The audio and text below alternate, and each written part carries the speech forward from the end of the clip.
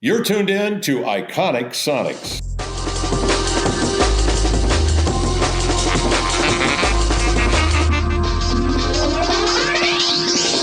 What a time to be a Seattle Sonics fan. My name is Danny Ball. This is Iconic Sonics. I'll be your host. We've got a great interview with Bob Whitsitt. Be sure to like, comment, and subscribe. Leave us a review wherever you get your podcasts. Check us out on social media. We've got the best news and updates on NBA expansion and the return of our beloved Seattle Supersonics. Next week, the NBA will hold a vote on March 24th and 25th. We should hear something on the 25th, so be on the lookout for some live streams and some new updates, as well as a new episode. We also had Brad Townsend on the podcast this week. That's a great little update. It's about a 20-minute episode, so be sure to go check that out as well. This is an amazing interview. Bob was the former GM of the Sonics. He also worked with the Blazers. He also worked with the Seahawks. We talk about so much good stuff, and even me, who's been on this topic for so long and had so many conversations about it, I walked away with a lot of really useful information, so be sure to tune in till the end. Bob is an awesome guest, and we're going to have him back on soon.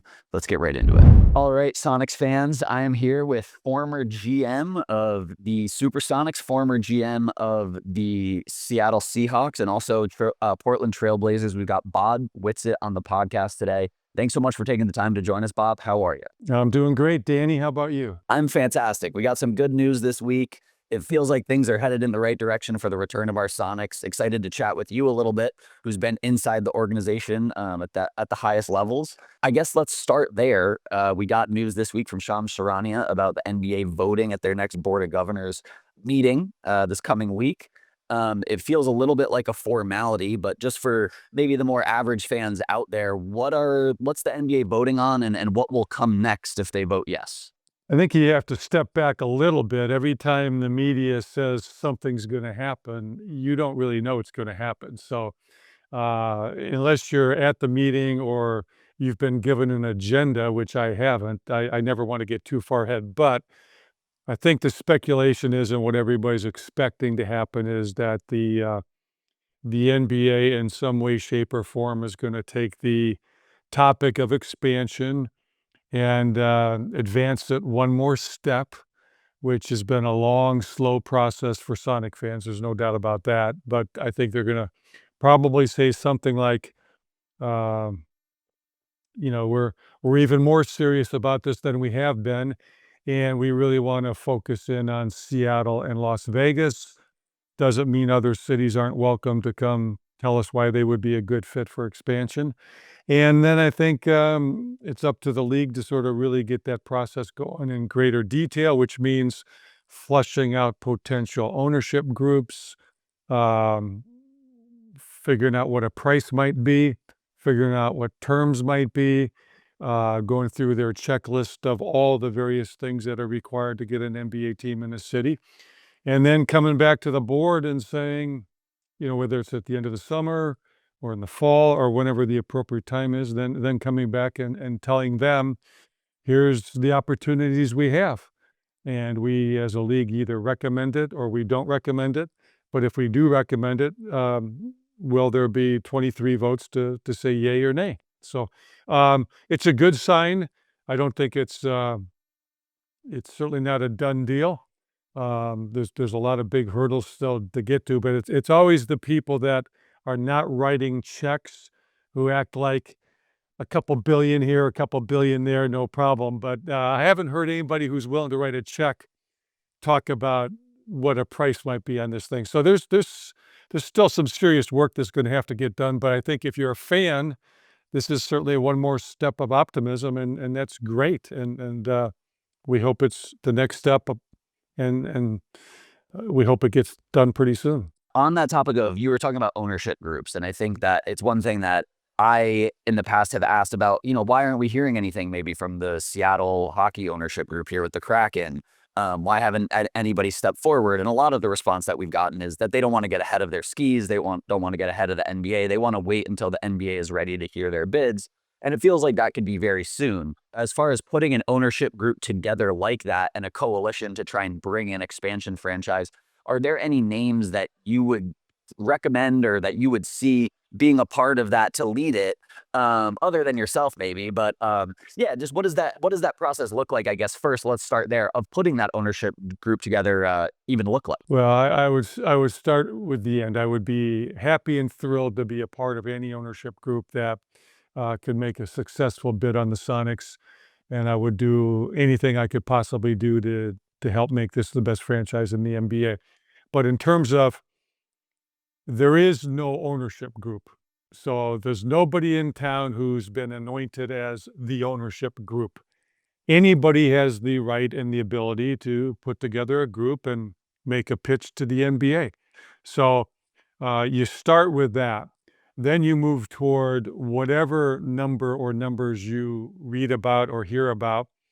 They all have multiple billions of dollars just for the expansion fee. That does not include all the other expenses that are associated with building a franchise, whether it's building a practice facility or operational capital and all the other things that go with it. So I think if you were part of a group or putting a group together, one thing you don't want to do is kind of start bidding against yourself or making the league think there's unlimited funds. I mean, you still have to run it like a business and figure out at what point it makes no sense. So hopefully we have a group or multiple groups that will get involved, and hopefully they can get to the number, whatever it might end up being, that the league is deemed the number to get an expansion team. But it's going to be very, very expensive. I can tell you that. And there's not a lot of people, and there's certainly not a lot of groups out there that are going to have the capacity to do something like this. And at the same time, across town, we've got our football team on the market for sale. So that's also going to be a very, very expensive proposition for whatever group or groups want to bid on that. So it's really kind of a, perfect storm, if you will, in terms of, one hopeful franchise and one existing franchise could both be looking for ownership groups at the same time. So it's a tall task, and I think Seattle's up for it, but it's going to be an exciting next few months. I was going to save this until later, but I think it makes sense to get into it now. I want to run a hypothetical scenario by you, where in which I do have the money to cut a check. Danny Ball's hit the Excellent. lottery. He's now got Excellent. Yeah, it's awesome, and I'm gonna bring Bob Whitsitt in just because as a Seattle sports fan, it makes a lot of sense to have a smart guy that's worked for a couple of my favorite teams help me out. If I had $500 million to $1 billion to invest, would you recommend that I go after an NBA expansion franchise and put my money there? Or do you want me to go and after the Super Bowl reigning champs, the Seattle Seahawks? What would you tell me to do? You're talking to the wrong guy, because I can sell you either one of those and make a great argument as to why that's the best investment. And I believe that. I would say, you start with the NFL. It's the big daddy in the US. It's the gold standard. It's the top pro sports league in the US.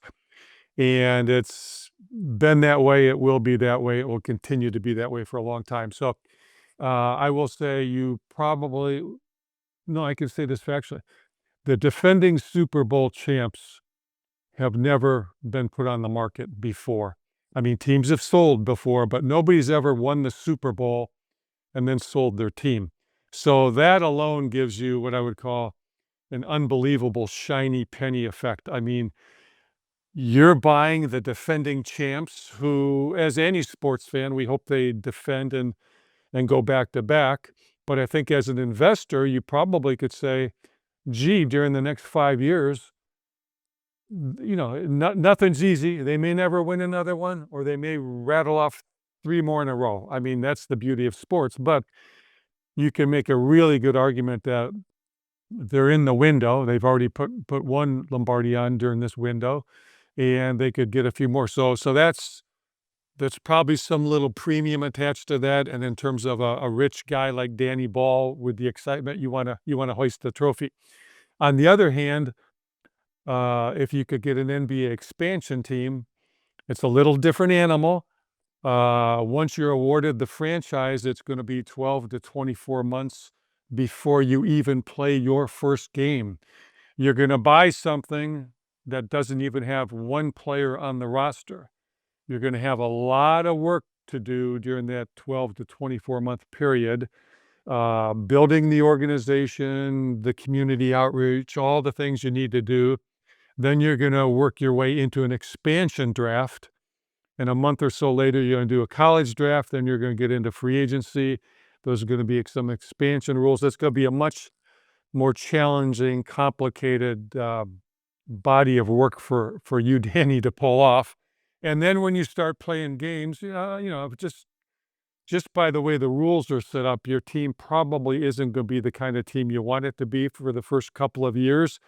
But I believe if you do it right, and we really sit down in our room and put a plan together, unlike past expansions, I think as you get into the 5th year of the Sonics expansion, and you've done all the things right, because you're going to do it right, and we can go through them all in great detail, I think your team can be good enough where you have a chance to talk about winning the championship. I'm not saying you will in year 5, but I think in year 5, you could be entering the start of a window that could be a 5-year window to win it. So I'm bullish on both.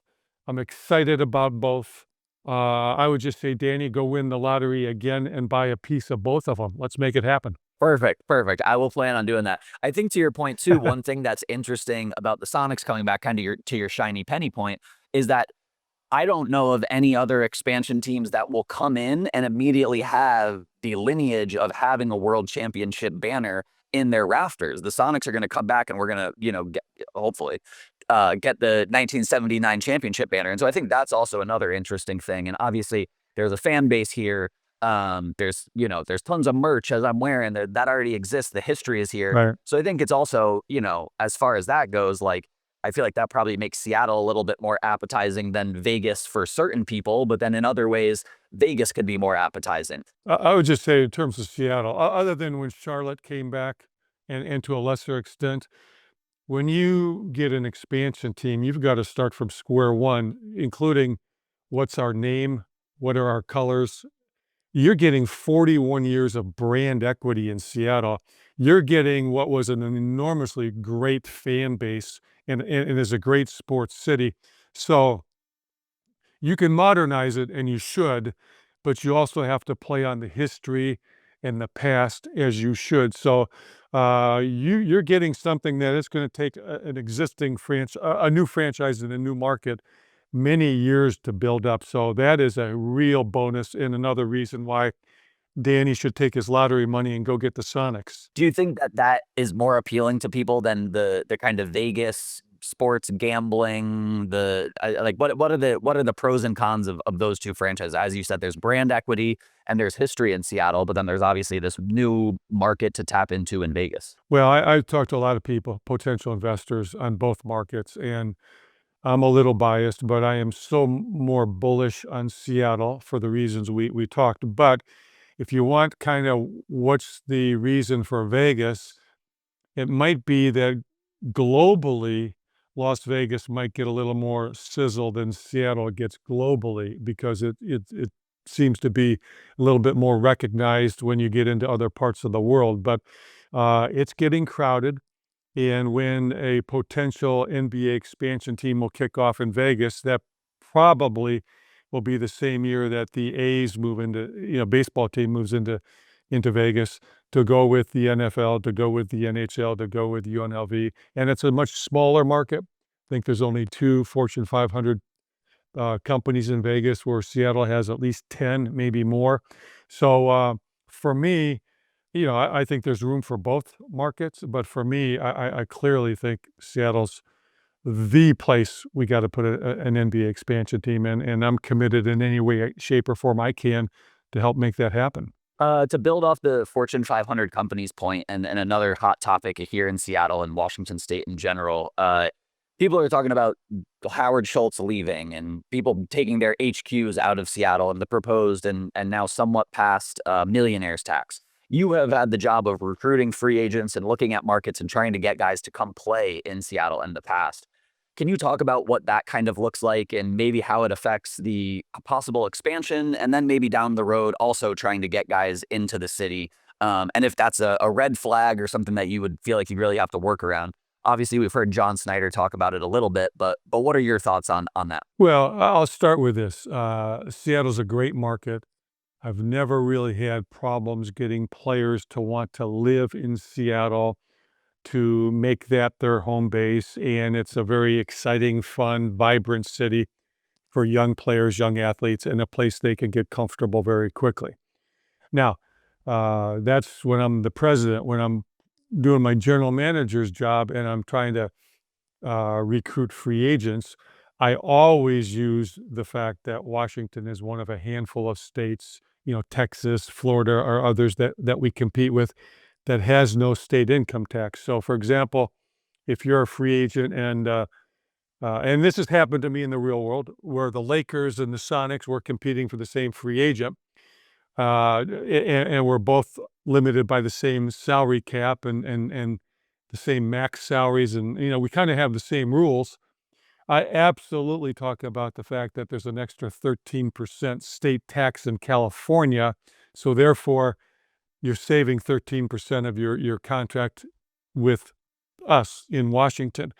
If about 10% of that is suddenly off the board, that extra 2 or 3% savings in Washington probably won't be enough for me to win the day. So therefore, I'm going to have to keep selling that player on Seattle. I'm going to have to be selling that player on the great franchise we have, what we're building, what we've built, our facilities, our great fans. I mean, I'm taking the economic equation off the table. And that's a pretty big deal, really, for the agent and the players when you're talking about the kind of money you're talking about. So I'm not saying it's going to kill anything. It's just going to make it a little bit. We're taking one of our strong advantages, and that piece just got leveled, and it's on par with everybody else. You just mentioned facilities. I got the opportunity to walk around the Storm Performance for Basketball, or Storm Center for Basketball Performance over in Inner Bay right after they opened their doors a couple years ago. It's a beautiful practice facility. One topic that also comes up around the Sonics return is, where will these guys practice? What will that look like? And where did the Sonics practice, maybe for those who don't know, when you were working with the team? When I was there, I built one of the first practice facilities in the history of the NBA. So we actually built one, which is now the site where the Gates Foundation is. So that's where we had our practice facility. It was really good, and it was later called the Furtado Center, named after Frank Furtado and his wife Sarah, who both worked for the Sonics for many, many years. But I will tell you, one of the requirements for getting an expansion team will be you have to build a state-of-the-art practice facility. So depending upon who the ownership group is and where they want to build that, that's one of the boxes you'll have to check for the NBA. And it's one you would want to check anyway, because that's part of the arms race. Players want to know where the facility is. It's everything from practicing to health, nutrition, anything you can think of. So that's going to be a big expenditure. That's probably going to be $100 million on top of your expansion fee, and that doesn't bring in much revenue. You might be able to get a sponsor for it, but so that's going to be another requirement, just like there'll be requirements to sell season tickets and all the other things. So the Storm did a great job, and that is a big, I assume that's a big plus for the Storm in terms of WNBA players who may or may not be looking at different teams to play for. You take them through that facility after you talk about contracts and roster construction and all the important things that they're going to want to start with. That facility is a closer. If you're a player going through a great facility and it's so nice that you don't want to leave, that's the environment you want to create. So that's something to look forward to, and something that will have to be done. As to your closer point, I think one of the things that really popped out to me was when I walked past all 4 of their championship trophies. And so again, I think the other leg up that you have in Seattle is that there is a championship lineage that sounds like, again, it's not done until it's done, as we know very well here in Seattle. But it sounds like if this thing goes the way we want it to go, that the Thunder will give back the history of our team, which will be great, just to at least hear them on the broadcast stop saying that, that franchise has 2 championships and stuff, which I know pisses off Sonics fans to no avail. Looking at more of the financials, the media rights deal was built for a 30-team league. It set a record for all media rights deals. It took forever. Adam mentioned it multiple times when he was saying, we need to get this CBA done, and then we need to get the media rights deal done.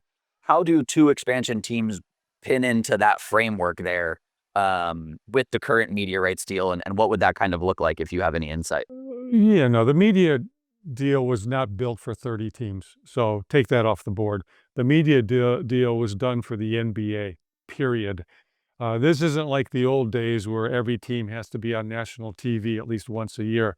The networks and the streaming companies that paid $76 billion for 11 years, they bought a certain number of games over certain periods of time throughout the year and playoffs, and they get to help design the schedule at the beginning of the year. Big days like Christmas Day when they have 5 games going on to figure out which teams they want. There's no this team's going to be in year 5. They're gonna pick matchups and draws and star players that they want in at the various times. And virtually all other games are televised. So if you expand by 1 team or 2 teams, that simply means instead of each team getting 1/30th of the NBA national TV deal, they'll get 1/31st or 1/32nd.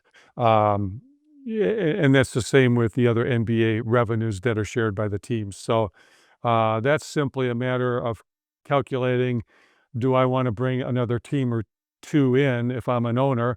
How much do I get up front on the expansion fee? How much am I diluted? How long does it take before those 2 lines cross?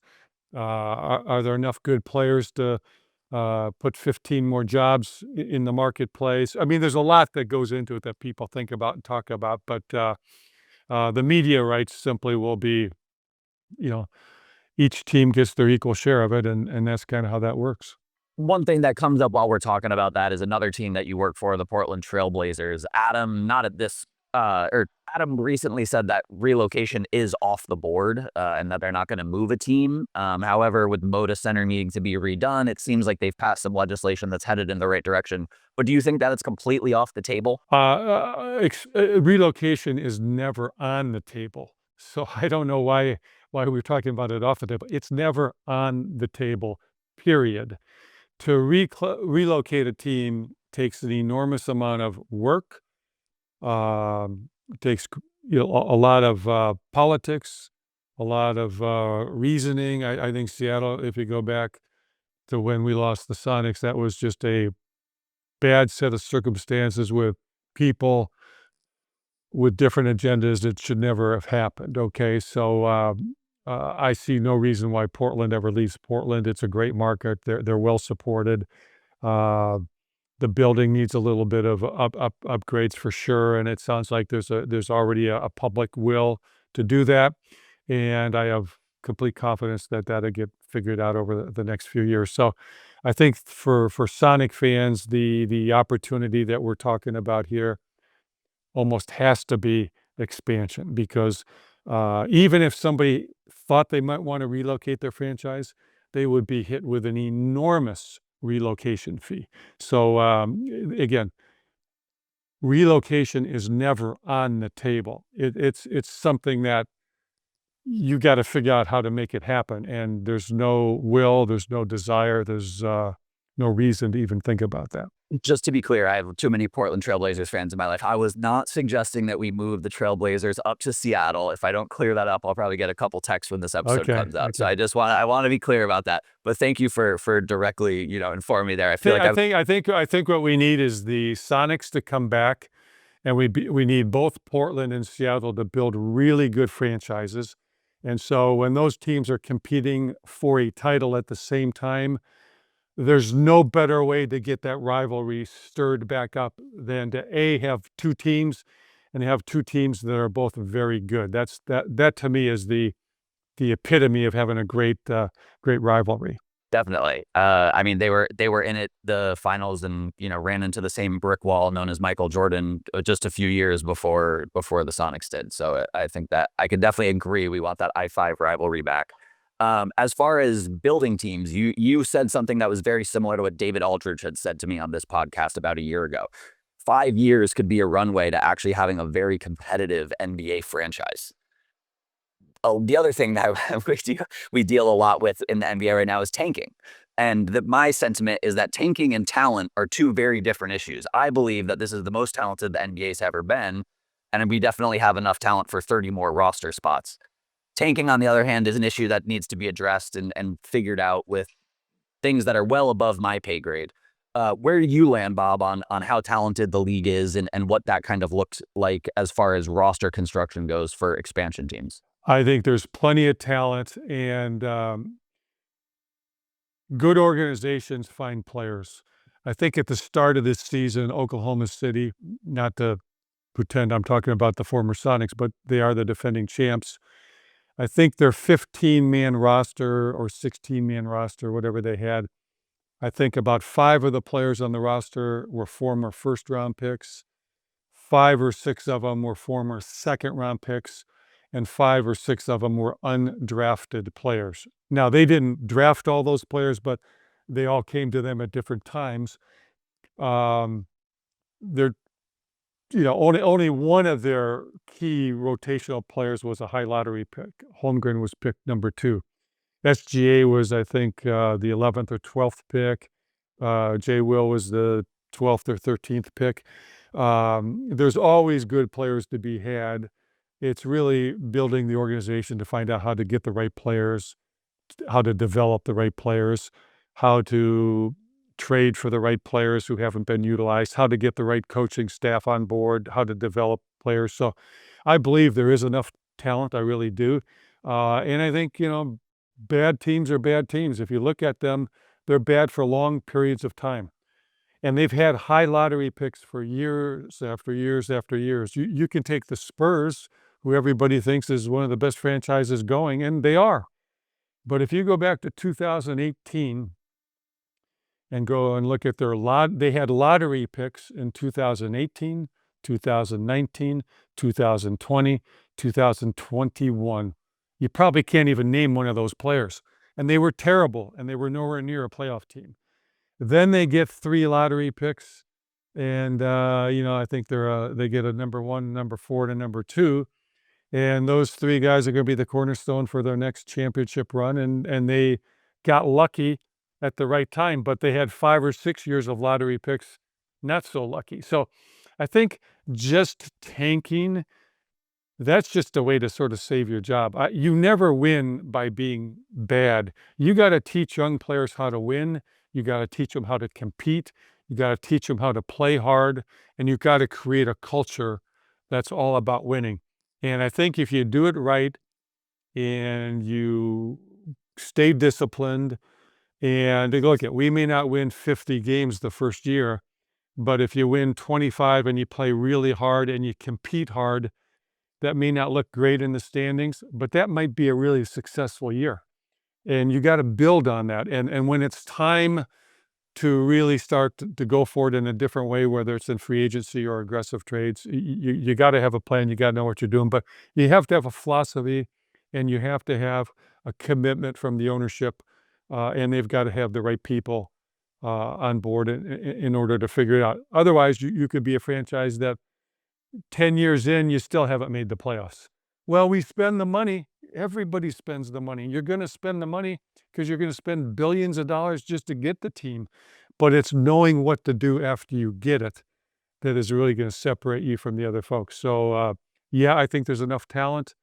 And 2, I don't think you should ever build an organization that says, let's not try to win every single night out.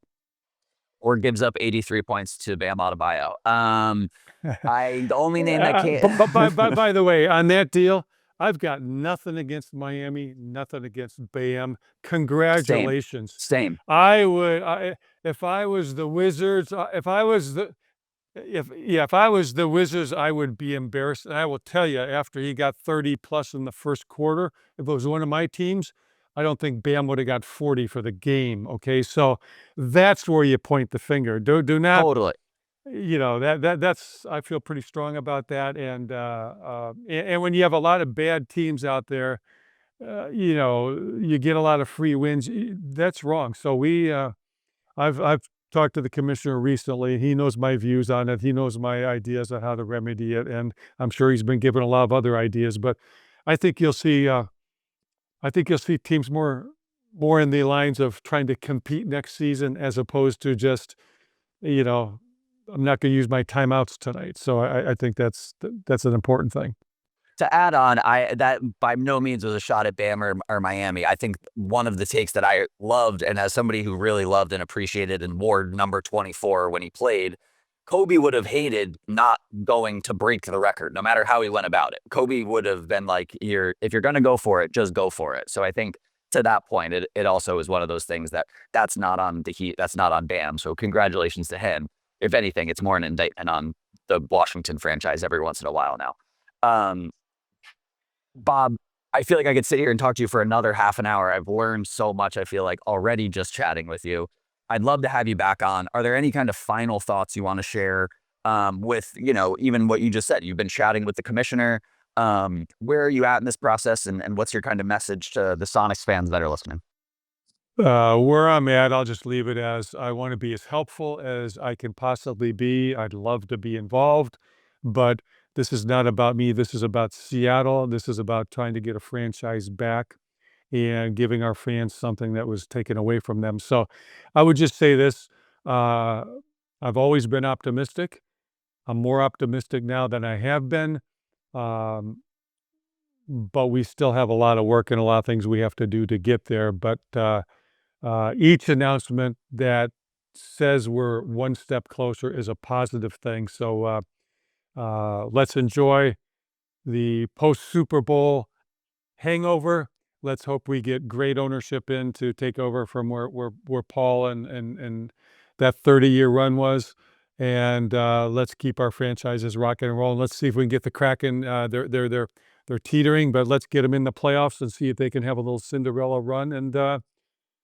And let's see if those Mariners, who got a pretty big taste last playoffs, can pick up where they left off. So I think it could be a great time to be a Seattle sports fan, and that's how I'm looking at it. So let's start getting everything right and putting a few more banners up.